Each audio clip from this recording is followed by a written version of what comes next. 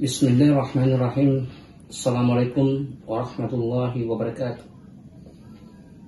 Sahabat-sahabat Mimha, kita bersua lagi di podcast Ayat-Ayat Bicara yang insya Allah akan mengungkap misteri rahasia ayat-ayat perumpamaan atau lazim disebut dalam Al-Quran sebagai ayat-ayat mutasyabih. Sahabat-sahabat Mimha,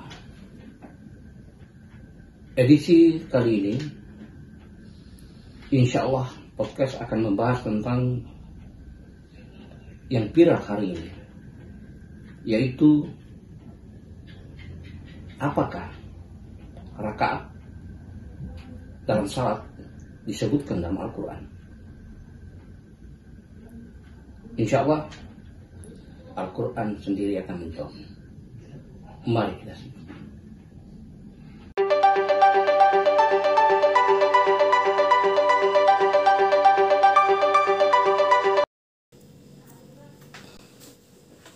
Bismillahirrahmanirrahim.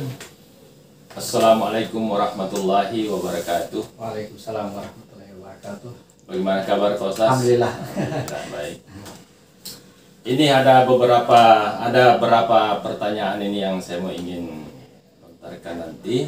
Tapi sebelum itu ada pendapat ini Pak Ustaz yang sekarang ini lagi viral Ya. tentang salat, yang mengatakan bahwa salat 5 waktu itu tidak ada penjelasannya dalam Al-Quran. Tidak disebutkan. Tidak disebutkan dalam ya. Al-Quran. Ya. Ini.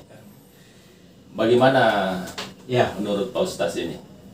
Mohon Jadi penjelasan. kalau yang diinginkan oleh mereka itu adalah disebutkan secara letterlek, secara tertulis di dalam Al-Quran.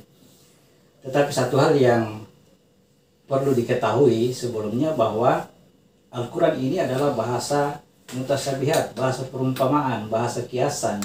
Ya. Jadi tidak mesti tertulis secara letterlek baru dikatakan dia ada dalam Al-Quran. Jadi masalahnya bukan tidak tertulis, tetapi kita belum paham dari Al-Quran itu. Jadi kalau dikatakan tidak ada salat 5 waktu yang notabene salat 5 waktu yang diajarkan oleh Nabi kepada kita, kalau dikatakan tidak ada dalam Al-Quran, itu menunjukkan bahwa memang kita belum memahaminya, kita belum memahami Al-Quran, sehingga wajar saja kita berkata seperti itu. Jadi banyak hal-hal yang dilakukan atau dicontohkan atau diajarkan oleh Nabi yang tidak tertulis secara letterlek dalam Al-Quran. Misalkan tadi sholat 5 waktu tidak ada tertulis, jumlah rakaat masing-masing sholat tidak tertulis, cara berwudu yang dicontohkan oleh Nabi tidak tertulis, bahkan tata cara haji, umroh dan sebagainya itu tidak tertulis dalam Al-Quran. Tetapi ya, Nabi itu hanya menjelaskan apa yang ada dalam Al-Quran. Jadi perlu kita pahami dulu apa yang dilakukan oleh Nabi terhadap Al-Quran, sehingga beliau berbuat seperti itu. Ya. Jadi kita lihat dulu tugas Nabi. Tugas Nabi dalam Al-Quran itu, dari dalam Al-Quran disebutkan bahwa kedatangan Nabi Muhammad itu adalah untuk membacakan Al-Quran kepada manusia. Itu kita bisa baca di surat ke-27. Surat 27. ke-27. Ayatnya mulai dari 91 sampai 92. Mungkin saya perlu jelaskan di papan tulis Pak. Silakan. 91 sampai 92 ya. Ya.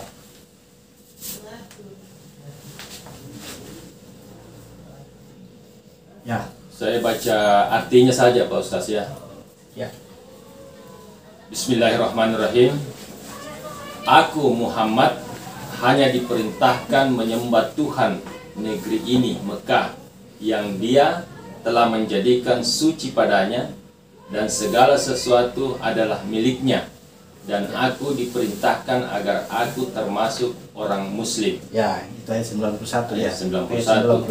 Ayat 92. Ayat 92. Dan agar aku membacakan Al-Quran kepada manusia, maka barang siapa mendapat petunjuk, maka sesungguhnya dia mendapat petunjuk untuk kebaikan dirinya. Dan barang siapa sesat, maka katakanlah, sesungguhnya aku ini tidak lain hanyalah salah seorang pemberi peringatan. Ya. Jadi salah satu tugas Muhammad menurut ayat itu adalah membacakan Al-Quran. Kita berpikir bahwa Al-Quran diturunkan dalam bahasa Arab, turun di negerinya orang-orang Arab, tertulis dalam bahasa Arab. Ya. Ini bahasa mereka, sejatinya sebetulnya tidak perlu dibacakan. Kalau hanya sekedar membunyikan huruf-huruf yang ada atau membaca tulisan yang ada, tidak perlu dibacakan. Mereka pasti akan tahu bahwa bahasa Arab seperti ini, artinya begini. Tetapi yang dimaksud yang membacakan Al-Quran ini adalah mengajarkan pemahaman tentang Al-Quran itu, apa yang dibahas dalam Al-Quran, apa yang dibahas dalam ayat-ayat mutasyabihat itu. Jadi membacakan itu artinya menjadikan mereka paham. Ya, demikian pula kalau dari bahasa ini, demikian pula kepada kita. Kalau diperintahkan untuk membaca Al-Quran, itu artinya kita mencari paham, kita mencari pemahaman, tidak sekedar membunyikan huruf Arabnya saja. Iya, karena orang Arab pasti tahu. Orang Arab pasti tahu, tidak perlu dibacakan kalau untuk membacakan saja. Membacakan Al-Quran. Nah, alhamdulillah kita bisa paham seperti itu. Jadi di sini pengertiannya membacakan itu memberi pemahaman. Memberi pemahaman sebenarnya apa yang dicerita dalam Al-Quran ini. Iya. Jadi pertanyaan kemudian, bagaimana cara Nabi membacakan Al-Quran kepada mereka? Itu dengan perkataan dan perbuatannya. Ya. Perkataan dan perbuatan. Termasuk di dalamnya menyetujui sebuah perbuatan yang dia sendiri tidak melakukannya. Kalau dia menyetujui, berarti dia termasuk membacakan Al-Quran. Menyetujui suatu perbuatan yang beliau sendiri tidak melakukannya.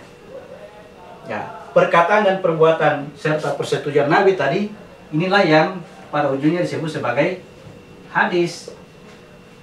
Inilah yang diriwayatkan oleh para sahabat-sahabat turun-temurun, bersambung, secara bersambung yang sebenarnya sanatnya.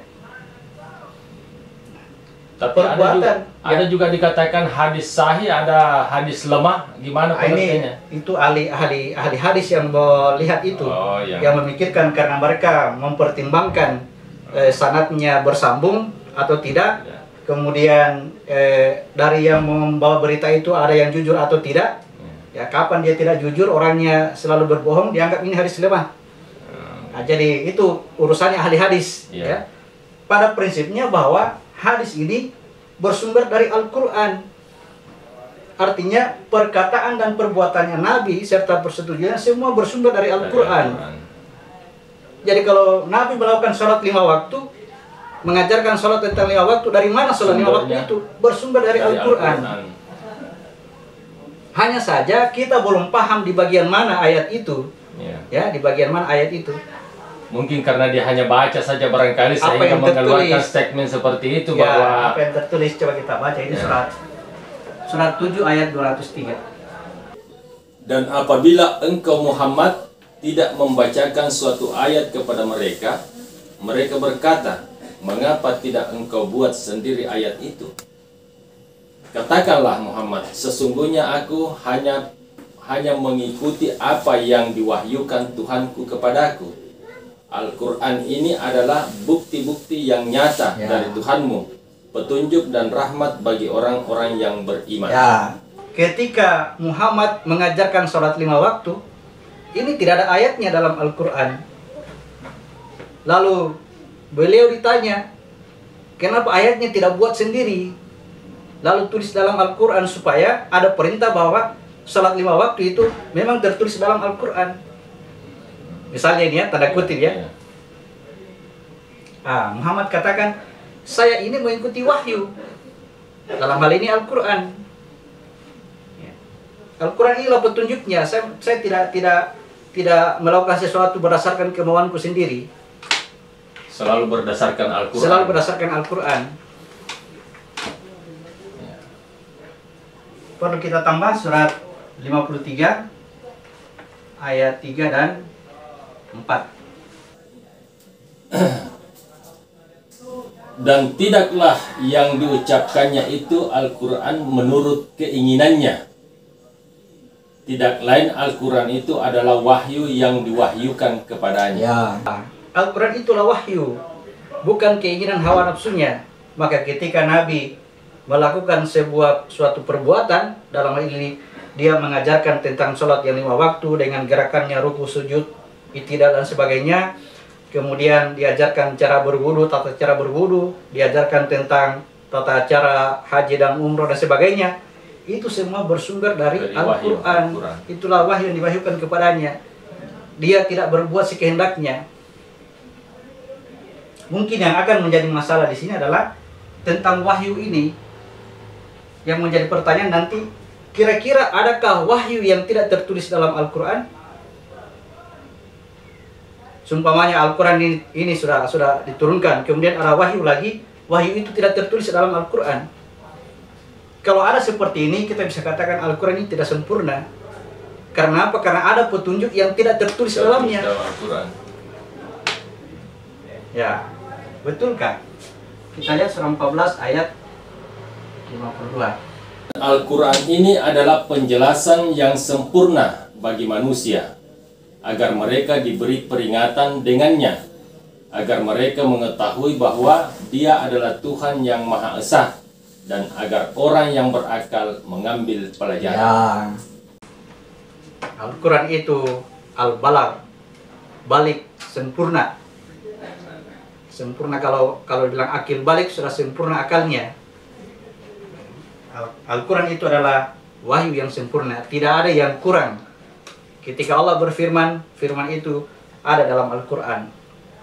Meskipun disebutkan bahwa ada hadis kursi itu yang dimaksud itu adalah firman Allah yang tidak tertulis dalam Al-Quran. Saya katakan dia tertulis dalam Al-Quran dan itu tidak perlu lagi ditambah.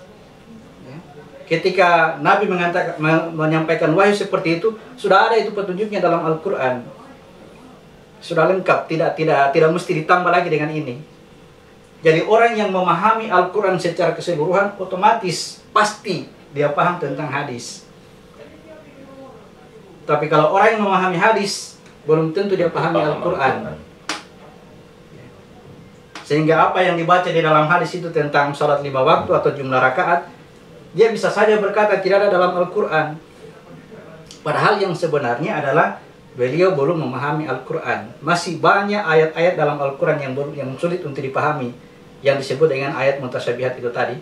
Bahkan seluruhnya Al-Quran adalah, saya sudah penjelasan ayat mutasyabihat. Saya sudah jelaskan itu. Kita sudah paham semua Al-Quran. Katakanlah misalnya Al-Baqarah ayat 1. Alif, Lam, Mim. Apa maksudnya? Tidak bisa dipahami, sulit dipahami. Maka Muhammad menjelaskan tentang Alif, Lam, Mim dengan cara perbuatannya, dengan melakukan ini, melakukan ini. Jadi tidak Jadi saya ada katakan, artinya saya dalam katakan Al-Quran. Bukan tidak ada penjelasannya dalam Al-Quran, bukan tidak ada, tetapi Al-Quran yang kita baca itu belum kita pahami. Berdoa kepada Allah, mohon petunjuknya supaya kita bisa memahami Al-Quran. Karena kalau kita sudah memahami Al-Quran secara keseluruhan, barulah kita bisa membuat sebuah hukum. Tapi kalau hanya sebagian saja Al-Quran yang kita pahami, kemudian kita membuat hujah, berhukum, itu pasti lemah. Jadi kesimpulannya adalah bukan tidak tersebut dalam Al-Quran, melainkan kita belum paham tentang Al-Quran. Jadi yang dikerjakan oleh Nabi secara keseluruhan, yang diucapkan oleh Nabi secara keseluruhan, dan apa yang disetujui, sebuah perbuatan yang beliau sendiri tidak melakukannya, semua itu dilakukannya atas dasar wahyu, dan seluruhnya wahyu itu adalah Al-Quran. Jadi tidak ada lagi cacatnya Al-Quran, tidak ada lagi kurangnya, tidak ada. Sudah sempurna, petunjuk mutlak. Inilah yang tidak diragukan lagi dalamnya. Makanya kita harus berpedoman kepada Al-Quran. Jadi yang terbaik untuk meneliti hadis itu lemah, sahih atau sahih, benar atau tidak hadis itu, baiknya berpatokan pada Al-Quran. Kalau berpatokan kepada Hadis saja. sanadnya, orangnya yang kita nilai lemah, bisa jadi yang bersangkutan memang betul tidak, memang dia pembohong, tapi yang dia katakan ini benar misalnya. Bagaimana kita ukur benarnya? Tanyakan kepada yang paham Al-Quran. Jadi kita tidak melihat ke orangnya siapa yang bawa hadis itu, tapi kita lihat perkataannya sesuai Al-Quran atau tidak. Yang terbaik itu adalah kita berusaha sendirilah. Mari kita membaca Al-Quran dengan baik. Mohon perlindungan, mohon pertolongan kepada Tuhan supaya kita diberi penjelasan. Karena apa tadi? Ar-Rahman Allama Al-Quran. Ar-Rahman itu mengajarkan Al-Quran. Kita tidak perlu ragu. Allah itu mengajarkan Al-Quran. Dengan catatan kita dekati Al-Quran memang untuk mencari pengetahuan. Ya, jangan batasi diri kita dekati Al-Quran sekedar membunyikan huruf Arabnya saja dengan fasih, dengan cara makharijul hurufnya benar. Tidak seperti itu. Cari apa kata Allah, apa firmannya, apa maksudnya ini. Nah, itu dimaksud dengan membaca. Kalau kita rajin membaca dan tidak dipahami, pasti Tuhan, namanya saja Allah mengetahui apa yang kita inginkan, ya. Ya, seperti di surat Al-Alaq, Allah mengajar kepada manusia apa yang tidak diketahuinya. Kita tidak perlu ragu karena Allah yang bicara. Ketika kita tidak mengetahui sesuatu tentang dalil ini, Allah akan mengajar, itu janjinya. Yang jadi persoalan adalah ketika kita datangi Al-Quran, kita sudah merasa mengetahuinya. Itu apanya lagi yang mau diajar kalau kita sudah tahu. Tapi kalau kita datang dengan kerendahan hati, merendahkan diri kepada Tuhan yang ketidaktahuan, Allah, makanya Muhammad dikatakan bodoh. Zalim dan bodoh itu standar awal. Standar Awal, karena setiap manusia terlahir menggunakan dengan jasad ini, berarti dia sudah terima mana? Standar awalnya adalah zalim dan bodoh. Zalim dan bodoh, inilah yang bisa diajar. Iya. Kalau dia merasa pintar, tidak akan diajar. Demikianlah sahabat-sahabat Minma yang nonton di podcast malam ini. Saya kira cukup penjelasan tentang salat ini. Mudah-mudahan bisa kita menjadikan satu petunjuk dalam kehidupan kita beribadah kepada Tuhan. Ya. Saya kira demikian, dan saya akhiri dengan ucapan wabillahi taufiq wal hidayah. Assalamualaikum warahmatullahi wabarakatuh. Waalaikumsalam warahmatullahi wabarakatuh. Terima kasih atas penjelasannya Pak Ustaz. Demikian.